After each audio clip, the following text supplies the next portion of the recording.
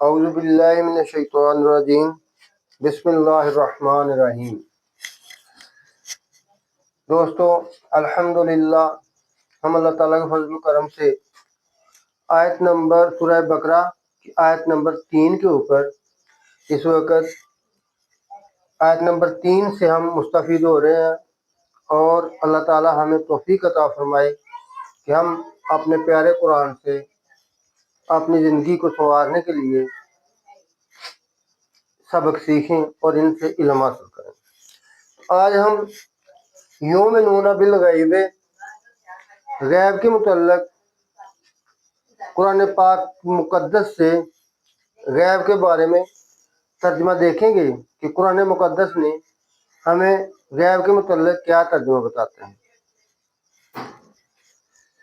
غیب کے متعلق اگر ہم جانیں تو ایمان اگر ایک جسم ہے تو غیب اس کی روح ہے، لیکن افسوس سے کہنا پڑتا ہے کہ ہماری تنگ ذہنی نے ہمیں قرآن سے اس قدر دور کر دیا ہے کہ ہمارے ذہن میں ایک ہی بات رہ گئی ہے کہ غیب سے ہم یہ مان لیتے ہیں کہ اللہ کو بن دیکھے ہم ایمان لے آئے ہیں، بس یہ غیب ہے۔ لیکن اگر ہم قرآن پاک سے عرض کریں کہ اللہ کی کتاب ہمیں بتا کہ غیب کا ترجمہ کیا ہے، تو قرآن پاک نے ہماری سمجھ کے مطابق غیب کا ترجمہ بڑے دو حصوں میں کیا ہے، اور اس میں غیب کے متعلق بے شمار ہدایات ہیں، لیکن میں یہاں پر چند چیزیں بیان کروں گا کہ جن سے ہمیں آسانی سے غیب کے متعلق سمجھ آ جائے۔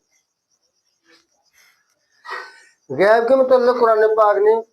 دو حصے بڑے یہ ہیں کہ نمبر 1، غیب کا اثر انسان کی اپنی زندگی کے اوپر کیا ہے، اس کے ایمان اور اس کی زندگی کے اوپر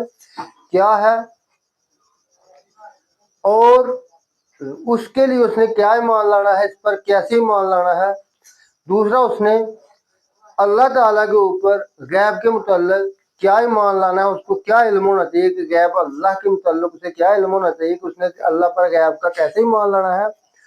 اور اپنی زندگی کے اوپر اس کا کیا اثر ہے، اس کے متعلق اس کو علم ہونا چاہیے کہ غیب کا میری زندگی کے اوپر اور میرے ایمان پر کیا اثر ہے۔ اس چیز کو مد نظر رکھتے ہوئے آج ہم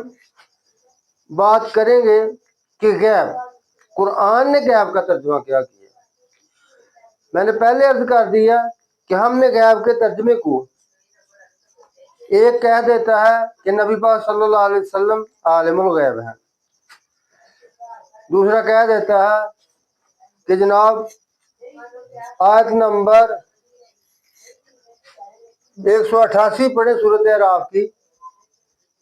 کہ نبی پاک صلی اللہ علیہ وسلم عالم الغیب نہیں ہے۔ کیا قرآن نے ہمیں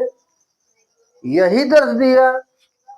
کہ نبی عالم الغیب ہیں یا نہیں ہے، بس اتنے تک اس لیے آیا تھا قرآن ہمارے پاس، یہ درس دینے کے لیے قرآن ہمارے پاس آیا تھا؟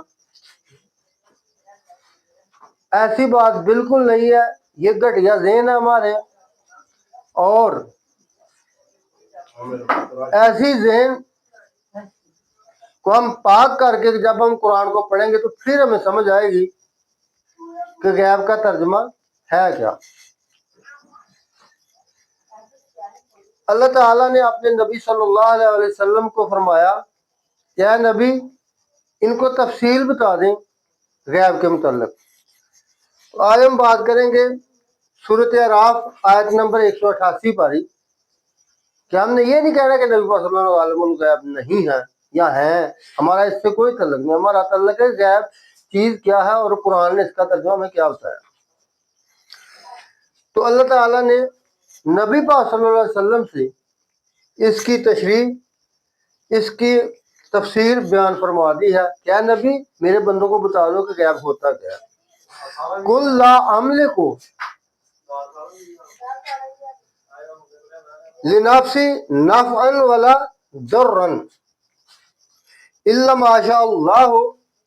ولو کنت عالم الغیب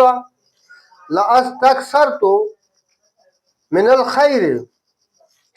وما مسنی السوء ان انا الا نذیر و بشیر لقوم یؤمنون۔ اب ہم بڑے پہلے آسانی سے اس کا ترجمہ کریں گے۔ کل اے نبی صلی اللہ علیہ وسلم فرما دیں، لا عملے کو، لا نہیں، عملے کو اختیار، لنفسی اپنی ذات کے متعلق، میرے پاس اختیار نہیں ہے اپنی ذات کے متعلق، نفعا ولا ضرا، کسی قسم کے نفع اور نقصان کا میرے پاس اختیار نہیں ہے اپنی ذات کے لیے بھی، الا بما شاء اللہ، مگر وہی جو اللہ چاہتا ہے ہوتا وہی ہے۔ تو میں اللہ کی چاہت پر چلتا ہوں، میں اللہ کی چاہت پر چلتا ہوں، میرے پاس کوئی اختیار نہیں ہے۔ الا ما شاء اللہ ولو کنت عالم الغیب، اور اگر میرے پاس علم غیب ہوتا، لاستکثرت من الخیر، تمام جتنی اچھی چیزیں ہیں میری ذات کے لیے تو وہ ساری کی ساری میں اکٹھی کر لیتا اپنے لیے۔ استکثرت، کثرت سے ساری چیزیں اکٹھی کر لیتا۔ لا استکثرت من الخیر وما مسنی، اور مجھے نہ آتی میرے پاس اسو کوئی مصیبت میرے پاس نہ آتی، میں ساری جتنی بھی خیریں ہیں، جتنی بھی بھلائیاں ہیں، جو میرے لیے فائدے کی چیزیں وہ میں اپنے پاس اکٹھی کر لیتا، اور جو نقصان کی چیزیں ان کو میں دور کر دیتا ہوں، وہ میں اپنے پاس نہ آنے دیتا اگر میں عالم الغیب ہوتا۔ ان انا الا نذیر و بشیر لقوم یؤمنون، میرے اختیار میں صرف یہ اللہ نے مجھے حکم دیا ہے کہ میں لوگوں کو خبردار کر دوں اور ان کو خوشخبری سنا دوں، ان لوگوں کو جو لوگ ایمان لاتے ہیں۔ اب اس آیت سے ہمیں یہ سمجھ آ گئی کہ ہم نبی پاک صلی اللہ علیہ وسلم کے بارے میں بحث شروع کر دیں، وہ عالم الغیب دوسرا کہیں نہیں ہے، بہت حماقت کی بات ہے۔ اللہ تعالیٰ اور اللہ کے رسول ہماری عقل کو مد نظر رکھتے ہوئے ہمیں عقل دیتے ہیں کہ جو جتنی ہماری عقل ہے اس کے مطابق اللہ تعالیٰ بات کرتے ہیں۔ مثال کے طور پر اللہ تعالیٰ قرآن پاک میں کہتے ہیں مشرکین سے کہ اے مشرکو، بڑے بے انصاف ہو، اپنے لیے تو تم لوگ بیٹے پسند کرتے ہو اور اللہ کے لیے بیٹیاں، یہ ہماری عقل کے مطابق ہے کہ ہماری عقل ادھر تک ہے۔ اسی طرح ہمیں اللہ اور رسول کے متعلق کوئی بحث نہیں کرنی چاہیے ایسی، بلکہ ہمارے لیے رسول اللہ صلی اللہ علیہ وسلم نے ہمیں قرآن سے فائدے اٹھانے کے لیے ہماری عقل کے اور ہمارے معیار کے مطابق بات کر دی ہے۔ آگے ہمیں ضرورت نہیں ہونی چاہیے کہ ہم نبی صلی اللہ علیہ وسلم کے متعلق کو بات کریں یا اللہ کے متعلق کو بات کریں، ہمیں صرف یہ بتا دیں کہ تمہیں اس میں کیا فائدہ اور کیا نقصان ہے اس چیز میں۔ تو اس آیت سے یہ ہمیں سمجھ آ گیا کہ غیب کے اوپر جو پہلا ایمان لانا ہے وہ یہ ہے کہ ہر کام کا انجام جو اس کا نفع یا اس میں نقصان ہے، یہ جو انجام ہے یہ اللہ کے پاس جاتا ہے، اور نفع اور نقصان کا کسی انسان کو پتہ نہیں ہے کہ جو اس نے کام کیا ہے کیا اس کو اس میں نفع ہوگا یا نقصان ہوگا۔ کام کرنے کے بعد انسان کو چاہیے کہ کام کرنے سے پہلے بھی وہ اللہ کے نام سے شروع کرے، اور جب کام ختم کرے تو اس کو چاہیے کہ اللہ سے دعا کرے کہ اللہ اس کو میرے لیے نفع بخش بنا دے، اس کے نقصان سے مجھے پناہ دیں۔ تو اس آیت نے ثابت کر دیا کہ انسان کا اپنی زندگی کے متعلق یہ ایمان ہونا چاہیے غیب پر کہ اس کا جو بھی وہ عمل کرتا ہے، جو کچھ بھی وہ کرتا ہے، خواہ چھوٹا کام کرتا ہے خواہ بڑا کام کرتا ہے، سفر کرتا ہے، کوئی پروگرام بنا، کچھ بھی زندگی کا کوئی معاملہ کرتا ہے، کوئی بات کرتا ہے، تو اس کے ذہن میں یہ ایک بات ہونی چاہیے کہ اس کا انجام جو ہے وہ غیب میں، اس کو پتہ نہیں کہ اس چیز سے اس کو نفع ہوگا یا نقصان ہوگا۔ اللہ تعالیٰ کے رسول نے ہمارے نبی صلی اللہ علیہ وسلم نے، تمام انبیاء کرام نے، حضرت نوح علیہ السلام نے بھی اب یہی درس دیا ہمیں، اور تمام انبیاء کا یہی درس رہا۔ تو ہمارے نبی صلی اللہ علیہ وسلم نے ہمیں یوں سمجھا دیا ہے غیب کے بارے میں کہ لوگوں، جب ہمیں پتہ نہیں ہے کہ ہم جو کام کر رہے ہیں اس سے ہمیں کیا انجام آنے والا ہے، انجام اللہ کی طرف سے ہوتا ہے، کیونکہ اللہ تعالیٰ نے قرآن میں فرما دیا ہے کہ کوئی کام ایسا نہیں جو اللہ کے سامنے پیش نہیں ہوتا۔ ہر کام انسان کا، جو چھوٹا ہو بڑا ہو کچھ بھی ہو، اللہ کے سامنے پیش ہوتا ہے، پھر اللہ اس کے بارے میں حکم کرتے ہیں۔ تو یہاں پر نبی پاک صلی اللہ علیہ وسلم نے فرمایا ہمیں سمجھانے کے لیے، باقی ہمیں کوئی بات نہیں کرنی اللہ اور رسول کے بارے میں، ان کو درجہ بندیاں نہیں کرنی ہے کہ یہ رسول اللہ صلی اللہ علیہ وسلم کا یہ درجہ ہے تو اللہ کا یہ درجہ ہے، تو ہمیں درجہ بندیاں نہیں کرنی ہے، اپنے کرتوت ہمیں دیکھنے ہیں کہ ہم کیا، ہماری اوقات کیا ہے کہ ہم نبی پاک صلی اللہ علیہ وسلم کو درجے دیں کہ جی وہ اتنے بڑے ہیں وہ اتنے چھوٹے ہیں۔ ہماری کرتوت عقل یہ کہا کہ ہم نے ان سے سبق حاصل کرنا اور ان کے حکموں پر چلنا ہے، اور جو رسول اللہ صلی اللہ علیہ وسلم ہمیں جو بھی بات کہتے ہیں، اللہ تعالیٰ جو بھی کسی جگہ اللہ تعالیٰ کہتے ہیں میرے بندوں مجھے قرض دو، تو ہم کیا کہیں گے اللہ تعالیٰ محتاج ہو گیا، ہم ان کو کمی ہو گئی ہے؟ نہیں، وہ اللہ تعالیٰ ہماری عقل کے مطابق ہم سے بات کرتے ہیں، تو اس لیے ہمیں کوئی بات ایسی نہیں کرنی ہے۔ تو اللہ تعالیٰ کے رسول نے ہمیں مزید سمجھا دیا کہ جب ہمیں پتہ ہی نہیں کہ ہمیں ہمارے کام سے نفع ہونا ہے نقصان ہونا ہے، تو ہمیں اس کا کیا حل کرنا چاہیے۔ اللہ کے رسول صلی اللہ علیہ وسلم نے اس کی تفصیل آگے جا کر ہمیں سورۃ انعام آیت نمبر 50 کو دیکھنا ہے۔ اللہ تعالیٰ کے رسول فرماتے ہیں، اللہ پاک فرما رہے ہیں کہ اے نبی ان کو سمجھا، یعنی یہ سمجھے کہ نبی پاک صلی اللہ علیہ وسلم اس کی تفصیل بتا رہے ہیں۔ قرآن کے اندر اللہ نے نبی پاک صلی اللہ علیہ وسلم سے تفصیل کروا دی، اور نبی پاک صلی اللہ علیہ وسلم کی اس کو حدیث سمجھ گئی حدیث قرآن میں آ گئی ہے، قرآن کے بیچ میں رسول اللہ صلی اللہ علیہ وسلم سے اللہ تعالیٰ نے یہ تفصیل کروا دی ہے۔ کل، اے نبی ان سے کہہ دو، لا اقول لکم،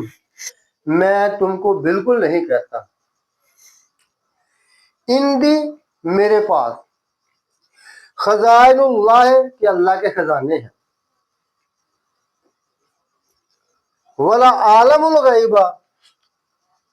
اور نہ ہی میں عالم الغیب ہوں، ولا اقول لکم انی ملک،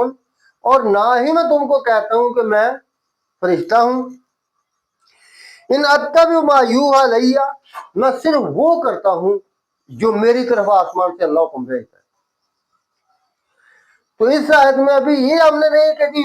فلانا کہنا کہ عالم الغیب ہے، تو یہ تو آیت کہتی ہے نہیں ہے، تو بس ادھر کا بات ختم کر، اتنے بڑے نہ بنے، یہاں سے درس حاصل کرنا ہم نے، وہ اللہ جانے اور ان کے نبی جانے، نبیوں کے بارے میں ہمیں کوئی ضرورت نہیں ہونی چاہیے کہ ہم ان کی شان میں کوئی بات کریں۔ یہاں اللہ کے رسول نے فرما دیا ہماری زندگیوں کا متعلق، ہماری زندگیوں کے متعلق، کہ ہر انسان چاہتا ہے کہ اس کے پاس خزانے ہوں، تو اللہ کے رسول نے فرما دیا کہ لوگوں یہ تو میرے اختیار میں بھی نہیں ہے کہ میں خود اپنے لیے خزانے اکٹھے کر لوں، یہ اللہ کے پاس ہے۔ پھر ہر بندہ چاہتا ہے کہ اس کو دوسرے کے متعلق اور آئندہ اپنی زندگی کے متعلق، مستقبل کے متعلق ہر چیز کا علم ہونا چاہیے، تو اللہ کے رسول نے فرمایا کہ ایسی خواہش بھی نہ کرو، میں یہ نہیں کر سکتا تو تم کیسے کر سکو گے۔ ہر انسان چاہتا ہے کہ وہ کچھ نہ کوئی ایسی کام کرے کہ اڑ جائے، کچھ ایسی حرکتیں کرے کہ یہاں سے آسمان پر، آسمان سے تیزی سے سب کام کر دے۔ تو اللہ فرماتے ہیں کہ رسول فرماتے ہیں کہ لوگوں، یہ فرشتوں کی طرح جو آگے پیچھے بڑی تیزی سے آنا جانا ہے، یہ میرے اختیار میں نہیں ہے، تو تم کیوں کی ہے ایسی سوچنا سوچو، بلکہ جو تمہارے لیے جو سب سے افضل چیز ہے وہ یہ ہے کہ میں یہ کرتا ہوں کہ جو مجھے اللہ حکم آسمان سے بھیجتا ہے میں اس کے مطابق زندگی گزارتا ہوں، اس پہ عمل کرتا ہوں، اتبع، اتباع کرتا ہوں، اس پر چلتا ہوں، اس کے مطابق میں اپنی زندگی گزارتا ہوں۔ تو لہٰذا تم بھی میری سنت پر چلو اور یہ کام کرو۔ اس لیے ابھی آپ سمجھ گئے ہوں گے کہ ہم نے علم غیب جو ہے، غیب کا جو انسانی زندگی کے اوپر اثر ہے، کہ سب سے بڑا اس کا ترجمہ یہ سمجھنا ہے کہ کسی بھی کام کا جو انجام ہے، ہمیں ایمان رکھنا چاہیے کہ ہر کام، جو کوئی بھی چیز جو ہو رہا ہے زمین میں آسمان میں، جو بھی کام ہو رہا ہے، اس کا انجام اللہ کی طرف سے آتا ہے۔ انسان جو بھی کام کرتا ہے اس میں نفع ہونا یا نقصان ہونا ہے، یہ اللہ کی طرف سے ہوتا ہے، یہ اس انسان کے اختیار میں نہیں ہے۔ تو نبی پاک صلی اللہ علیہ وسلم نے ان چیزوں کو اپنے اوپر رکھ کر ہمیں بتا دیا کہ لوگوں، آپ کیونکہ نمونہ ہیں، آپ صلی اللہ علیہ وسلم کائنات کے لیے، انسانوں کے لیے نمونہ ہے، تو آپ نے ہر چیز کو عمل کر کے بتا دیا کہ میں بھی عام انسان کی طرح زندگی گزار کر تمہیں بتا رہا ہوں کہ میرے اختیار میں بھی نہیں ہے۔ تو اس لیے ایسی خواہشیں نہ کرو، تم اللہ ہی کے ہو کر رہو۔ تو اس لیے ہمیں یہ پتہ ہونا چاہیے کہ جو سب سے بڑا ترجمہ غیب کا ہے، وہ انسانی زندگی کے اوپر یہ ہے کہ انسان کے کام کا ہر انجام اللہ کی طرف سے واپس ہوتا ہے، کہ وہ نفع میں ہے یا نقصان میں ہے، یہ اللہ ہی کی طرف سے انسان کو ملتا ہے۔ تو اس لیے ہمارے لیے اللہ تعالیٰ نے دوبارہ خود بھی ہمیں مخاطب کر کے تشریف بتا دی ہے، خود بھی اللہ نے ہمیں خود مخاطب کر کے نبی پاک صلی اللہ علیہ وسلم، وہی تو نبی پاک صلی اللہ علیہ وسلم کے پاس آئی ہے، لیکن اللہ تعالیٰ نے فرمایا کہ اے نبی، ان کو میں خود مخاطب کر کے کہتا ہوں، آپ ان کو میرا پیغام یہ پہنچا دیں۔ تو یہ نبی پاک صلی اللہ علیہ وسلم نے ہم تک پہنچا دیا اپنے ہمارے رب کا پیغام۔ سب سے پہلے اللہ تعالیٰ نے نبی پاک صلی اللہ علیہ وسلم کو مخاطب کر کے فرمایا کہ چونکہ نفع اور نقصان اللہ کے ہاتھ میں، تو ہے نبی صلی اللہ علیہ وسلم، آپ لوگوں نے اس چیز کو نقصان سے بچنے کے لیے اور نفع کمانے کے لیے کیا کرنا ہے۔ تو اللہ تعالیٰ فرماتے ہیں سورۃ کہف آیت نمبر 3، وَلَا تَقُولَنَّ، نون ثقیلہ ہے، تقولن حکمیہ، وَلَا تَقُولَنَّ، نہ کہہ، لِشَیْءٍ، کسی بھی چیز کے متعلق، یہاں کام ہی نہیں، کسی بھی چیز کے متعلق، تو یہاں کام آئے گا، نہ کہہ کسی بھی چیز کے متعلق، انی فاعل ذالک غدن، کہ بے شک کہ میں اس چیز کو کل کر دوں گا۔ غدن کہتے ہیں آنے والے کل کو، امس کہتے ہیں گزشتہ کل کو، اور غدن آنے والا، جو کل مستقبل میں آنے والا، کل آنے والا۔ تو عمومی طور پر ہوتا یہ ہے کہ ہم جب کوئی بھی کام کرتے ہیں، تو آپ نے مجھ سے کہا کہ ابھی آئیں یہ کام کریں، تو میں نے کہا یار ابھی تو شام ہونے والی ہے، تو کل کر دیں گے۔ تو اللہ تعالیٰ نے نبی پاک صلی اللہ علیہ وسلم کے ذریعے ہمیں سمجھا دیا کہ لوگوں، جو تمہارے رہنما ہے، جو تمہارے نبی ہیں، وہ اس پہ عمل کر رہے ہیں، تم کیا چیز ہو بھائی، تم کیا چیز ہو، تمہیں تو زیادہ عمل کرنا چاہیے۔ تو رسول اللہ صلی اللہ علیہ وسلم خود، اللہ کے رسول خود ان چیزوں کو عمل، تو اللہ تعالیٰ اپنے نبی کی طرف کو بھیج رہے ہیں کہ اے میرے نبی، آپ کبھی نہ کہیں کسی چیز کے متعلق کہ میں یہ کل کر دوں گا، الا ان یشاء اللہ، لیکن آپ اس چیز کے، اس کے فائدہ کمانے کے لیے، اس کے نقصان سے بچنے کے لیے یوں کہیں الا ان یشاء اللہ، میں تو وہی کرتا ہوں یا کروں گا جو اللہ چاہتا ہے۔ کچھ لوگ کہتے ہیں انشاءاللہ اگر اللہ نے چاہا، تو یہ ترجمہ ایسا نہیں ہوتا، بلکہ یہ ہوتا ہے کہ جو اللہ چاہتا ہے میں تو وہی کرتا ہوں، کل کرتا ہوں، ابھی کرتا ہوں، 10 منٹ کے بعد کروں گا، جو کچھ بھی کروں گا میں وہی کرتا ہوں جو اللہ چاہتا ہے، کیونکہ جو اللہ چاہتا ہے ہم نے اس دنیا کی زندگی میں وہی کچھ کرنا ہے۔ یہاں ہم نے اللہ کی چاہت کو مد نظر رکھنا ہے۔ تو جس دن دوبارہ دنیا قائم ہوگی تو سبحان اللہ، اللہ نے فرمایا کہ جو تم چاہو گے وہ میں تمہیں عطا کروں گا، پھر تمہاری چاہتوں کو میں بھر دوں گا، تمہاری امنگیں بھر دوں گا، تمہاری مرادیں پوری کر دوں گا، پھر تم سے کوئی چاہت، اپنی چاہت نہیں، میں بلکہ کہوں گا کہ میرے بندو چاہو جو چاہنا ہے، تو جو تم چاہو گے تمہیں میں دوں گا۔ فرق اتنا ہے، اس دنیا میں ہم نے اللہ کی چاہت پہ چلنا ہے، تو جب اگلی دنیا میں جائیں گے تو اللہ ہماری چاہتیں ساری پوری کر رہے ہیں، جو دل میں خواہش آئی وہ ہمیں ملے گی۔ اللہ اکبر، اللہ بہت پیارے ہیں، اللہ نے اپنے اتنی محبت کرتے ہیں کہ اللہ نے اپنے نبی، کتابیں اور ہر چیز قربان جائے میرا پروردگار اور آپ کا رب بہت پیار ہم سے کرتے ہیں. میں آپ سے گزارش کرتا ہوں برائے مہربانی قرآن پاک پڑھا کریں, بہت آپ کی مہربانی ہوگی. اور آپ مہربانی کر کے قرآن پاک کی تعلیمات میں آپ کو یقینی طور پر کہتا ہوں کہ مجھے میرے قرآن سے بہت پیار ہے. میں اس کے بغیر نہیں, میں سارا دن محنت مزدوری کر کے بھی انشاءاللہ اپنا قرآن ساتھ رکھتا ہوں, اور وہاں پر بھی میں اپنی پوری کوشش کرتا ہوں کہ ہر وقت قرآن کو سنتا اور پڑھتا رہوں. تو اس طرح کبھی میں نے, میرے دوست ایک نے لکھا تھا کہ کندھے پر کپڑا, تو اس طرح ہوتا ہے کہ کبھی کبھی میں کندھے پر کپڑا آتا ہوں, تھکا ہوا آیا ہوں یا رات کے وقت دیکھا کل لیٹ ہو رہا ہوں, تو وہ کندھے پر ہی کپڑا پڑا ہوتا ہے. تو آپ کو اپنے قرآن کا میسج جو ہے, اپنے قرآن کا جو پیغام ہے, میں چاہتا ہوں کہ میرے جس طرح مجھے اس کے مزے آ رہے ہیں, جس طرح میرے دل کو اس سے سکون ہو رہا ہے, میرے تمام جتنے بھی انسان کائنات یہاں رہ رہے ہیں کائنات میں, سب کو اس سے سکون پائے. تو میں آپ سے التماس کرتا ہوں کہ آؤ دوستو مل کر ہم اپنے قرآن کی رسی کو مضبوطی سے پکڑ لیں, اللہ کی اس رحمت اس نعمت کو مضبوطی سے پکڑ لیں, اور ہم ایک اللہ کے ہو کر ایک قوم ہو جائیں. تو اس لیے میری یہ گزارش ہے کہ آپ دوسروں تک بھی یہ پیغام پہنچائیں. آپ کے ذہن میں ہوگا کہ یہ سبسکرائب کرانا چاہتا ہے, لائک کرانا چاہتا ہے, سبسکرائب کرانا چاہتا ہے, وہ میرے اور اللہ کے درمیان اگر میں یہ چاہتا ہوں, لیکن میں آپ کو کہتا ہوں کہ میں انشاءاللہ العزیز صرف اور صرف اپنے پیارے قرآن میں جو حکم ہے وہ آپ کو پڑھ کر سناتا ہوں, جو ان کے متعلق مجھے علم ہے. نہ اپنے ذاتی کوئی اس میں دخل اندازی نہیں کرتا. تو اس طرح اللہ تعالیٰ فرماتا ہے کہ الا ان یشاء اللہ, کہو جیسا اللہ چاہتا ہے ہم ویسے ہی کریں گے, ہم اللہ کی چاہت کے مطابق چلیں گے. تو کتنا پیارا کہ تم جو چاہو, جو اللہ چاہتا ہے تم دنیا میں کرو, اور جو تم چاہو گے اللہ تمہیں عطا کرے گا. اس کے بعد تمہارا نمبر ہے, تمہیں ہر چیز تمہاری چاہتیں پوری کر دے گا اللہ. پھر اللہ تعالیٰ کی آگے مہربانی دیکھو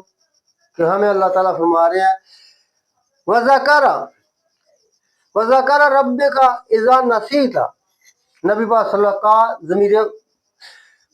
اکیلی ضمیر ہے, یعنی یہ ضمیر جو ہے ایک شخص کے لیے, اور حاضر مخاطب جو حاضر کہتے ہیں اس ضمیر کو جس کو آمنے سامنے کھڑے ہو کے بات کیا دیا.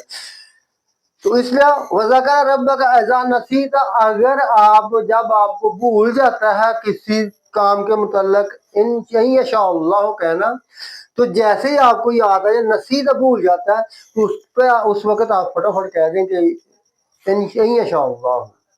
کہ جب جو اللہ چاہتا ہے میں وہی کروں گا. تو اللہ تعالیٰ کی بھی یہاں بڑی مہربانی ہے. فرق تو یہ بنتا تھا کہ ہر چیز کرنے سے پہلے ہم یہ مبارک الفاظ کہتے, لیکن اللہ نے فرمایا کہ تم یہ کام کر لیا, آپ نے بھول گئے, جیسے بعد میں یاد آیا فٹافٹ ڈرنے کی پریشان ہونے کی ضرورت نہیں, بلکہ اللہ سے کہہ رہے کہ اللہ مجھے معاف کر دو. کہہ دیں کہ اگر اللہ نے چاہا تو میں, اگر جو اللہ کی چاہت ہے میں وہی کروں گا, جو اللہ کی چاہت ہے میں وہی کروں گا. تو اس لیے انشاءاللہ سے کہ اگر اللہ نے چاہا, یہ نہ بلکہ یوں کہا کریں کہ جو اللہ چاہتا ہے میں وہی کروں گا. وَقُلْ اَنْ يَهْدِيَانِ, اور اے نبی ان کو بتا دو, یہ بہت بڑا علم ہے. تو میں امید کرتا ہوں کہ اللہ اس سے بھی زیادہ مجھے ہدایت عطا کرے گا. لَأَقْرَبَ مِنْ هَٰذَا رَشَدًا, تو جو اس ہدایت سے زیادہ ہدایت ہوگی وہ بھی مجھے عطا کرے گا. یعنی یہ بہت بڑا علم ہے کہ اللہ یہ کہنا کہ اللہ جو چاہتا ہے وہی میں کروں گا. تو یہ کہنے کے اللہ نے فرمایا بہت بڑا علم ہے. تو نبی ان سے کہہ دو خوشی سے, نبی پاک صلی اللہ علیہ وسلم کو اللہ تعالیٰ فرمانے کا آپ اس کی خوشی کا اظہار کر دیں کہ اللہ نے بہت بڑی مجھے ہدایت دی ہے, اور میں امید کرتا ہوں کہ اللہ مزید مجھے ہدایت دیں گے. تو یوں فرما دیا این یہدی یعنی ربی میرا رب, یہدی یعنی مجھے ہدایت دے گا. اقربا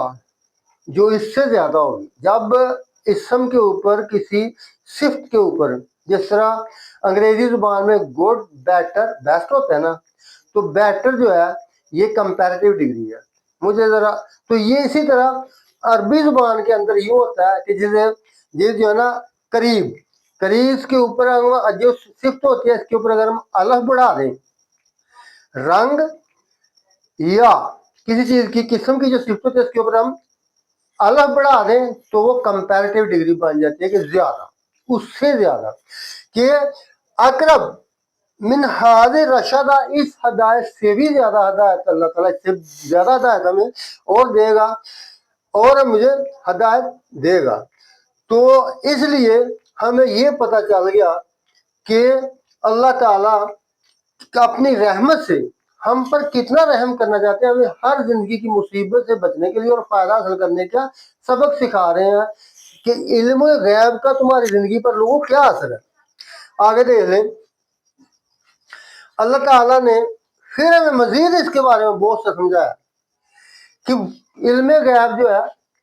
یہ صرف یہاں تک محدود نہیں ہے، بلکہ جو چیزیں ہمیں ظاہر نظر آتی ہیں، جو چیزوں کو ہم دیکھتے ہیں، جن چیزوں کو ہم دیکھتے ہیں ان کے بیچ میں بھی غیب ہوتا ہے۔ چیز سامنے ہے لیکن اس کی اگر حقیقت ہم نہیں جانتے تو بھی اس میں وہ ہم سے علم غیب بھی شامل ہوگی۔ مثال کے طور پر سورۃ سبا آیت نمبر 14، آیت نمبر 14 میں اللہ تعالیٰ نے بڑے پیار سے ہمیں سمجھا دیا، فَلَمَّا قَضَيْنَا عَلَيْهِ الْمَوْتَ، اور جب ہم نے سلیمان علیہ السلام کو لیے موت کا حکم بھیج دیا، ان پر موت آ گئی ان کو، مَا دَلَّهُمْ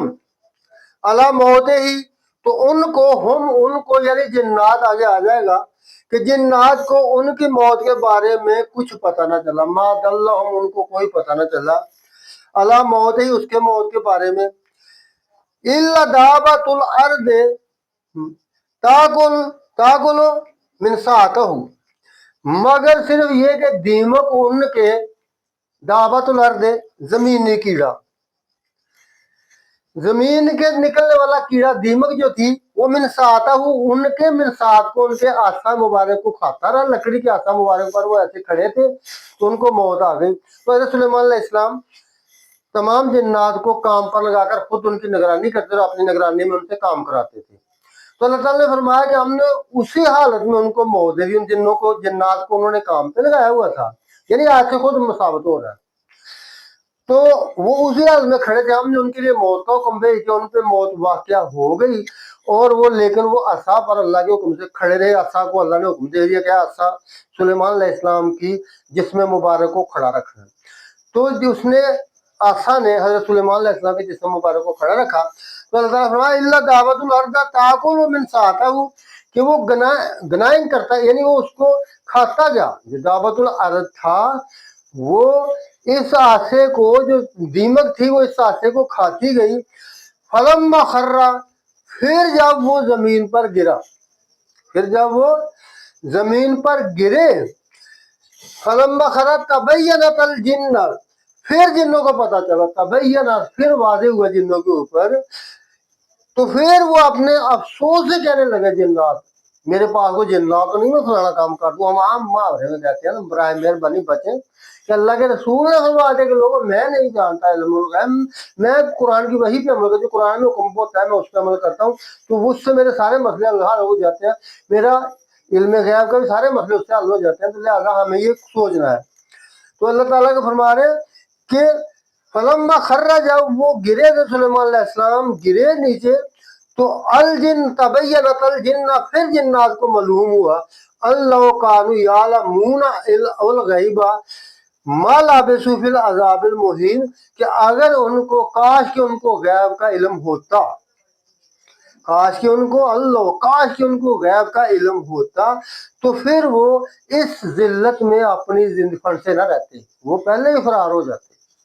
اگر ان کو پتا چل جاتا کہ سلیمان علیہ السلام تو وفات پا گیا، تو وہ تو بہت دیر ان کی وفات کے بعد ان کے انڈر کمانڈ کام کرتے، ان کو پتہ نہیں چلا کہ یہ سلیمان علیہ السلام فوت ہو چکے ہیں، تو وہ جناب ان کو زندہ سمجھ کے کام کرتے رہے۔ تو لیکن جب دیمک نے ان کے آسا مبارک کو کھایا، تو پھر جب وہ گرے تو پھر ان کو پتا چلا، تو ان کا جنات پھر بڑے افسوس سے کہہ رہے ہیں اللہ کانوا یعلمون الغیب، کاش کہ ان کو غیب کا علم ہوتا، تو پھر ما لبثوا، ما نہ رہتے وہ فی العذاب المہین، اس ذلیل کرنے والی مشقت کے میں بھی وہ پھنسے نہ رہتے۔ تو یوں یہ پتہ چل گیا کہ جو چیز اگر سامنے ہے لیکن اس کے متعلق انسان کو علم نہیں ہے، تو وہ بھی عالم الغیب میں ہے۔ اگر ایک بندہ اس کے سامنے ایک ہڑپا سانپ آ گیا، تو اگر اس کو نہیں پتا کہ اس کے کاٹنے سے وہ مر جائے گا، تو اس کے اگر وہ پکڑ لیتا ہے یا اس کو ہاتھ ڈالتا ہے تو وہ اس پر اثر کرے گا اور اس کو پورا نقصان ملے گا۔ اس لیے جس چیز کے متعلق علم نہ ہو وہ بھی غیب میں ہوتی ہے، اور ہر چیز کو انسان کو احتیاط کرنی چاہیے، اس کو سیکھنا چاہیے، اس کی مطالعات سیکھنا چاہیے، پھر اس کے قریب جانا چاہیے۔ تو یوں ہمیں یہ پتہ چل گیا کہ جو چیز سامنے ہو لیکن اس کے متعلق انسان کو علم نہ ہو تو پھر بھی اس سے اس کو بچنا ہے اور دیکھنا ہے کہ وہ اس کے علم غیب میں ہے۔ اور جو بھی آپ بات کرتے ہیں اس کے متعلق بھی اللہ نے فرمایا کہ یاد رکھو اس کا انجام جو ہے وہ علم غیب میں ہوگا۔ مثال کے طور پر یہی دوسری بات یہ ہے کہ اسی کا ہم کوئی معاہدہ کرتے ہیں، کسی کچھ بھی کرتے ہیں تو اس کا بھی جو انجام ہوتا ہے، ہم تو معاہدہ کر لیا، پہلے ایکسپرٹ تو ہو گئی کہ جی یہ کریں گے وہ کریں گے، لیکن اس کا انجام اللہ کے پاس ہوتا ہے۔ یہ بھی قرآن پاک نے ہمیں بتا دیا۔ ہم دیکھتے ہیں سورہ یوسف کے بیچ میں، سورۃ یوسف کے بیچ میں اللہ تعالیٰ ہمیں فرماتے ہیں کہ جب حضرت یعقوب علیہ السلام کو بیٹوں نے آ کر کہا کہ وہ جو بادشاہ مصر ہے نا، ان کو نہیں پتہ چلا تھا کہ حضرت یوسف علیہ السلام جو ہے وہ بادشاہ مصر ہے، تو اللہ تعالیٰ نے ان کے گناہ کی وجہ سے ان کی عقلوں کو پردے ڈال دیے تھے، ان کو ذرا محسوس بھی نہیں ہوا تھا کہ یہ حضرت یوسف علیہ السلام ہے۔ تو یوسف علیہ السلام کے بارے میں تو انہوں نے جب حضرت یوسف علیہ السلام نے کہا کہ اگلی دفعہ آؤ گے تو اپنے بھائی کو لے کر آنا، ورنہ میں تمہیں اس ملک میں نہیں آنے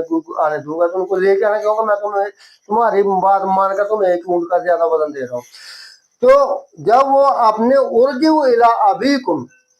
جب وہ واپس آئے اپنے باپ کے پاس، انہوں نے کہا بادشاہ سلام نے ہم پر پابندی لگا دیا کہ میں نے تمہیں غلہ نہیں دینا جب تک کہ تم اپنے چھوٹے بھائی کو لے کر نہیں آئے۔ آپ کو مختصر پتہ ہے کہ جب حضرت بنیامین واپس گئے تو اللہ تعالیٰ حضرت یوسف علیہ السلام نے ان کے اوپر چوری کا الزام خود لگا کر،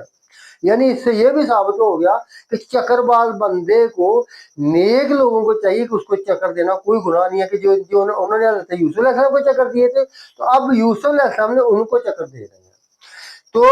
حضرت یوسف علیہ السلام نے ان کو اندھیرے میں رکھنے کے لیے اپنے بھائی کے شلیتے کے بیچ میں، اپنے بھائی کی بوری کے بیچ میں سونے کا پیالہ رکھ دیا۔ سونے کا پیالہ رکھنے کے بعد خود بھی وہ پیالہ نکال کر پھر کہا کہ اس نے چوری کی ہے، تو ان کو اس یوں گرفتار کر لیا۔ جب گرفتار کر لیا تو پھر انہوں نے کہا کہ عزیز مصر ہے بادشاہ سلام، آپ تو بہت ہی اچھے ہیں، تو مہربانی کر کے ان کو چھوڑ دیں۔ تو حضرت یوسف علیہ السلام نے فرمایا کہ نہیں، ایسا ہو نہیں سکتا، ہمارے قانون کے مطابق میں اس کو ہی رکھوں گا، کیونکہ میں بڑا بے انصاف ہو جاؤں گا، چوری اس نے کی، وہ پکڑا، آپ کو اس کو چھوڑ نہیں ہو سکتا۔ تو پھر جب وہ نا امید ہو گئے تو وہ ارجعوا الی ابیکم، ان کے بڑے بھائی نے کہا کہ تم واپس جاؤ بڑے ابو کے پاس، فقولوا یا ابانا، کہو اے ابو جی، ان ابنا کا سرقہ، کہ آپ کے بیٹے نے تو چوری کی ہے وہاں پہ جا کر، وما شاہدنا، اور ہمیں اس چیز کا علم نہیں تھا۔ وما شاہدنا، ہم تو غیب کو جاننے والے، غیب جو ہے اس کا انٹونیم یا متضاد، غیب کا جو متضاد ہوتا ہے یہ شاہد ہوتا ہے۔ وما شاہدنا الا بما علمنا، ہم نے اس چیز کے اوپر معاہدہ کیا تھا جس کا ہمیں پتا تھا، لیکن وما كنا للغیب حافظین، لیکن ہمیں غیب کا علم نہیں تھا، تو اس لیے جو ہم نے آپ سے معاہدہ کیا تھا اس کے مطابق ہم پورے نہیں اتر سکے۔ تو اس کی وجہ یہ ہے کہ ہمارے پاس غیب کا علم نہیں تھا، تو آپ کے بیٹے نے وہاں جا کر چوری کی ہے، تو لہٰذا ان کو وہاں ہی روک لیا کہ انہوں نے قید کر لیا، گرفتار کر لیا۔ تو ہمیں غیب کا علم نہیں تھا، اگر ہمارے پاس غیب کا علم ہوتا تو ہم کبھی بھی اس کو نہ لے کر ہی نہ جاتے یا اس کا پہلے حل کر لیتے۔ تو یوں یہ پتا چلا کہ غیب کا علم ہونے سے انسان بہت سے نقصانات اور بہت سے فائدے کما سکتا ہے اور بہت سے نقصانات سے بچ سکتا ہے، لیکن کسی انسان کے پاس یہ اختیار نہیں ہے۔ تو ان لوگوں نے، ان کو پھر یہ بھی پتہ نہیں تھا کہ حضرت یوسف علیہ السلام ہے یہ۔ ابھی دیکھیں حضرت یوسف علیہ السلام کو سورہ یوسف کے بیچ میں وہ یوسف علیہ السلام کو وہ بات کہہ رہے ہیں، اگر ان کو پتہ ہو تو یہ وہاں کبھی یہ بات ان کی زبان تک نہ آتی اور پہلے شرم سے مارے ہوتے ڈوب جاتے، لیکن حضرت یوسف علیہ السلام کو یہ کہہ رہے ہیں، ابھی یوسف علیہ السلام کے سامنے یوسف علیہ السلام کو کہہ رہے ہیں، کہنے لگے وہ، اے یاسرا کا، اگر اس نے چوری کی ہے، یہ بنیامین کا حضرت یوسف علیہ السلام کے چھوٹے بھائی کے متعلق کہتے ہیں، آیت نمبر 77 ہے سورۃ یوسف کی، کہا یاسرا کا فقد سرقہ اخ لہ، اگر اس نے چوری کیا تو اس کا بڑا بھائی یوسف تھا، اس نے بھی پہلے چوری کی تھی۔ ابھی یوسف علیہ السلام کو وہ کہہ رہے ہیں فقد سرقہ اخ لہ من قبل، اس سے پہلے اس نے بھی چوری کی تھی، فَأَسَرَّهَا يُوسُفُ فِي نَفْسِهِ، تو ان کی اس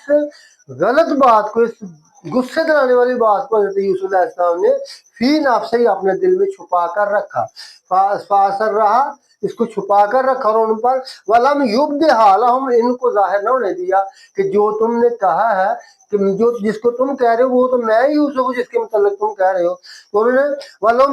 يُبْدِهَا لَهُمْ قَالَ أَنْتُمْ شَرٌّ مَّكَانًا وَاللَّهُ أَعْلَمُ بِمَا تَصِفُونَ، تم بہت ہی گھٹیا قسم کے لوگ ہو کہ تمہارے کردار جو ہے بڑے گھٹیا، اور اللہ بہتر جانتا ہے کہ اس کے بھائی بڑے یوسف نے چوری کی تھی یا نہیں کی تھی. تو اس لیے دوستو ہمیں یہ جان لینا چاہیے کہ جو کوئی بھی کام ہم جو کرتے ہیں، جو بھی کام ہم کرتے ہیں اس کا انجام اللہ کی طرف سے آتا ہے، وہ علم غیب میں ہوتا ہے، وہ عالم غیب میں ہوتا ہے. تو اس لیے ہمیں سوچ لینا چاہیے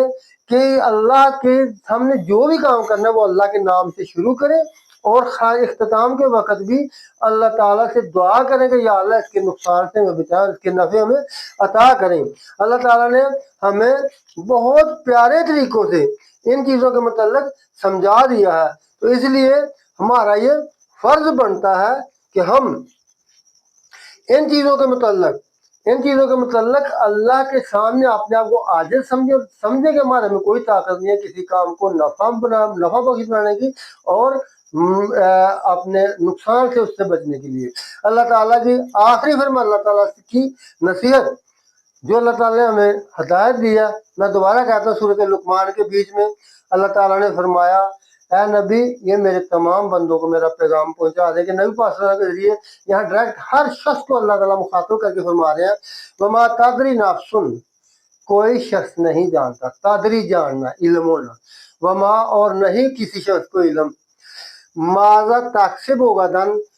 کہ وہ کل کیا کام کرے گا. کسی شخص کو کچھ علم نہیں ہے کہ وہ کل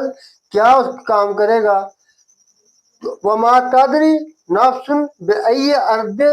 تموت، تو کسی شخص کو علم نہیں کہ اس کو کس سرزمین کے اوپر، کس جگہ کے اوپر موت آئے گی. ان اللہ علیم خبیر، مگر ان سب چیزوں کا علم اللہ کے پاس ہے. دوستو آؤ دعا کریں کہ ہم اللہ کی کتاب سے اپنی زندگی کو ہمیشہ کے لیے پوری طرح سجائیں، اور اللہ کی کتاب سے اپنی زندگی کے متعلق تمام علم حاصل کر کے ابدی زندگی حاصل کریں، ہمیشہ ہر فائدہ کمائیں اور تمام نقصانات سے بچیں. ابتدا میں بسم اللہ الرحمن الرحیم، اور آخر میں اے اللہ ہمیں اس کے نقصان سے بچا اور اس کے فائدے میں عطا فرما. کی دعا کے ساتھ ہمیں کام ختم کرنا چاہیے. وما علینا الا البلاغ المبین. انشاءاللہ اگلا حصہ کہ اللہ کے اوپر ہم نے غیب کا ایمان کیا اللہ کا حکم ہے کہ اللہ پر کس طرح غیب کا ایمان لانا ہے، انشاءاللہ اللہ کے فضل و کرم سے پھر دعا.